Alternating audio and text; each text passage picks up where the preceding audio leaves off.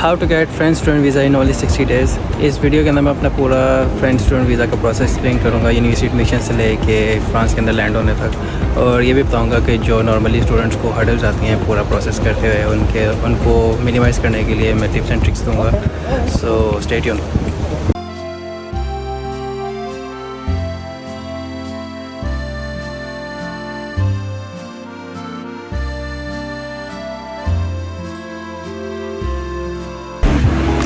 मैं अभी तक ब्रेकफास्ट नहीं किया, so let's try to find French breakfast first.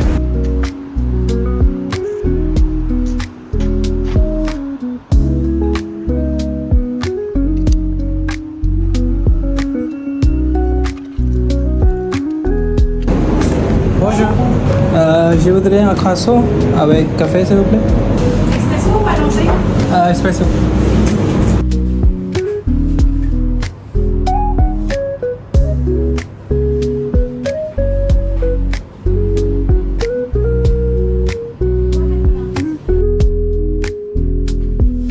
Hello, my name is Moiz और आज मैं आपके साथ अपना पूरा एक्सपीरियंस शेयर करूँगा फ्रांस का।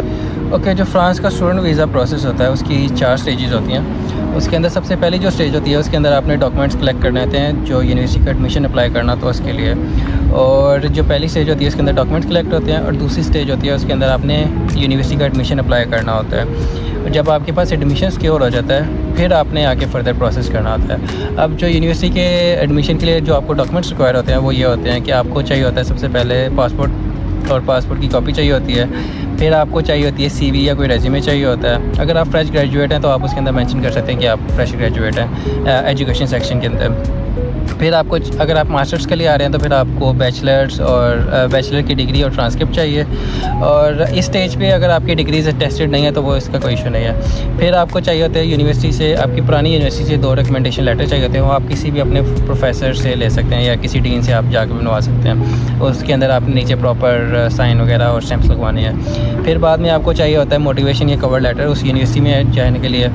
और फिर अगर आपके पास आइल्ट्स है तो वेल एंड गुड है। अगर आपके पास आइल्ट्स नहीं है तो फिर आपने अपनी पुरानी यूनिवर्सिटी से जाके इंग्लिश प्रोफिशिएंसी लेटर लेना है और साथ में ये ऊपर मेंशन करवाना है कि जो आपने पुरानी एजुकेशन कंप्लीट की है बैचलर्स की वो आपकी इंग्लिश में थी।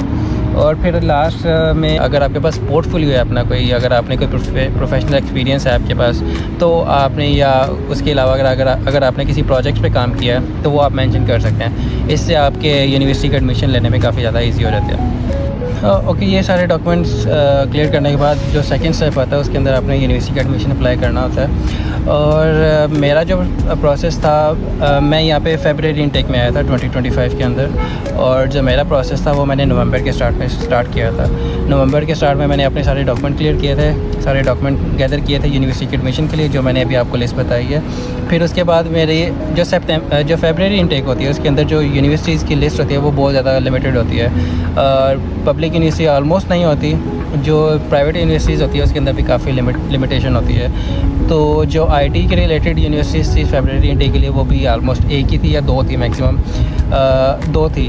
तो जिस यूनिवर्सिटी में मैंने अप्लाई किया था उसका नाम है एपिटा और ये यूनिवर्सिटी पेरिस के अंदर है। और ये काफ़ी अच्छा आईटी स्कूल है और इसकी काफ़ी अच्छी रैंकिंग भी है फ्रांस के अंदर।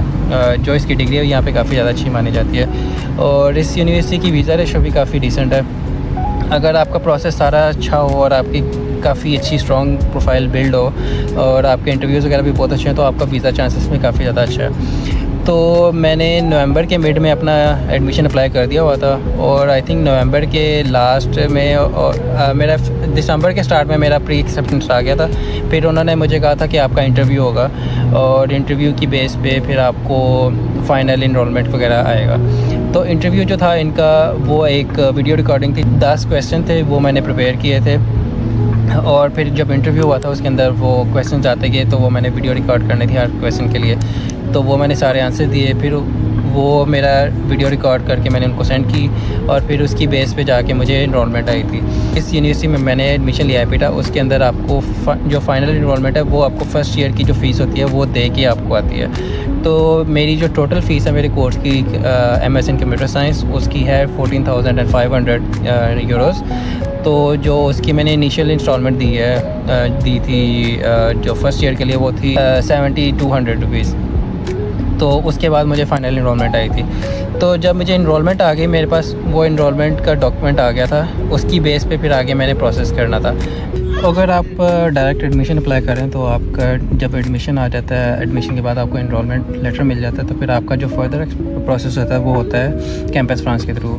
ये इनके पोर्टल का नाम है एतुदेस en France, और इसके थ्रू बाकी आपका सारा फर्दर प्रोसेस होता है। तो जो आपने सारे डॉक्यूमेंट्स अपने एप्लीकेशन फॉर्म यूनिवर्सिटी एडमिशन के लिए सबमिट किए थे, वही आपने सारे डॉक्यूमेंट जो होते हैं कैंपस फ्रांस के पोर्टल पे भी ऐड करने होते हैं, और फिर कैंपस फ्रांस उन सारे डॉक्यूमेंट्स को फर्दर वेरीफाई करता है। अब कैंपस फ्रांस के अंदर दो ऑप्शंस होते हैं, एक आई एम एक्सेप्टेड होता है और जिसके अंदर आपको डायरेक्ट एडमिशन वाले लेटर को अपने वेरीफाई करना होता है, दूसरा ऑप्शन होता है अप्लाई थ्रू ऑनलाइन। अब कैंपस फ्रांस खुद भी एक पोर्टल है और जिसके अंदर हंड्रेड्स ऑफ फ्रेंच यूनिवर्सिटीज़ होती हैं और आप डायरेक्टली कैंपस फ्रांस के थ्रू उनमें अप्लाई कर सकते हैं। और अगर आप डायरेक्टली अप्लाई करते हैं तो आपका प्रोसेस काफ़ी ईजी हो जाता है, क्योंकि आपको बार बारी यूनिवर्सिटीज़ के पोर्टल पर जाके सेपरेट एप्लीकेशन सबमिट नहीं करनी पड़ती। कुछ यूनिवर्सिटीज़ ऐसी होती हैं जिनमें आपको फर्दर जाके पैरेलल एप्लीकेशन भी सबमिट करनी पड़ती है यूनिवर्सिटी के पोर्टल पे, बट वो काफ़ी रेयर केसेस में होता है। तो इन मेरे केस के अंदर मैंने डायरेक्ट एडमिशन सिक्योर किया था, तो फिर मैंने आई एम एक्सेप्टेड के अंदर जाके अपना जो यूनिवर्सिटी का एनरोलमेंट लेटर था उसको वेरीफाई किया था।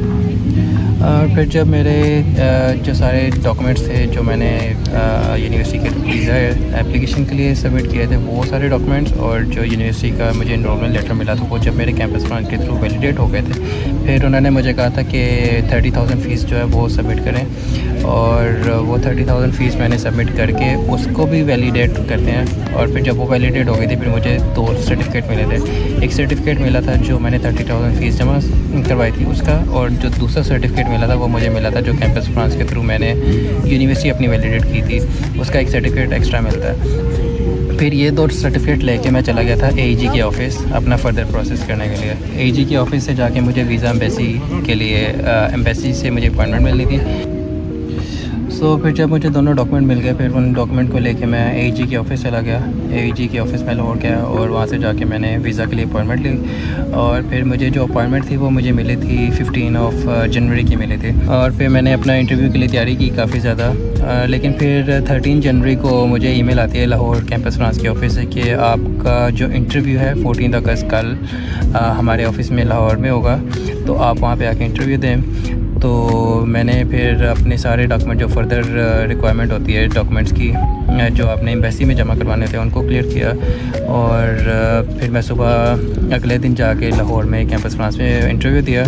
और जब मेरा इंटरव्यू क्लियर हो गया, फिर उसके बाद मैंने उसी दिन मैं इस्लामाबाद के लिए निकल गया, और अगले दिन फिर 15 जनवरी को मैं सुबह 6 बजे पहुँच गया था एम्बेसी में, और फर्स्ट शटल जो थी वो तकरीबन 7 बजे चल गई थी, और फिर मैं एम्बेसी से ऑलमोस्ट तकरीबन 10:30 तक फ्री हो गया था। वहाँ पे जाके मैंने अपने फर्दर डॉक्यूमेंट्स सबमिट करवाए, और मैंने ऑलमोस्ट 3 कॉपियाँ जमा करवाई थी सारे डॉक्यूमेंट्स की।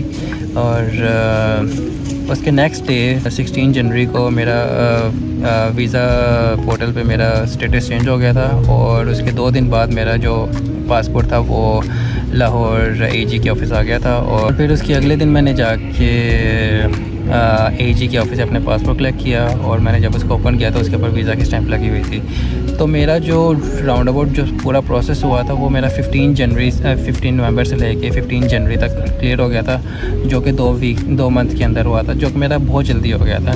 नॉर्मली लोगों का जो प्रोसेस है वो तकरीबन 3 से 4 महीने लगते हैं, और जो सितंबर इनटेक का प्रोसेस है वो और ज़्यादा लंबा चलता है। मेरा फ़ेब इनटेक में बहुत जल्दी सारा प्रोसेस हो गया था, और काफ़ी स्मूथली गया था। मेरे सारे डॉक्यूमेंट क्लियर थे, सारे डॉक्यूमेंट टेस्टेड थे ऑलरेडी, इसलिए मेरा प्रोसेस बहुत जल्दी हो गया था। अगर आपने भी प्रोसेस बहुत जल्दी करना है और जो काफ़ी स्मूथ लाइन करना है, तो फिर आपको सारे डॉक्यूमेंट आपको पहले ही जमा करने हैं। और बाकी जो मैं आगे नेक्स्ट वीडियोस लेके आऊँगा उसके अंदर मैं आपको सारी डिटेल से बताऊँगा कि आपने डॉक्यूमेंट किस तरह प्रिपेयर करने हैं, किस तरह उनको स्ट्रीमलाइन करना है, और फिर उनको किस तरह आपने उनको मोफा से HEC से अटैच करवाने हैं, और जो फर्दर डॉक्यूमेंट्स आपको रिक्वायर होते हैं वीज़ा फ़ाइल बनाने टाइम वो कौन से रिक्वायर होते हैं वो भी आपको मैं बताऊँगा।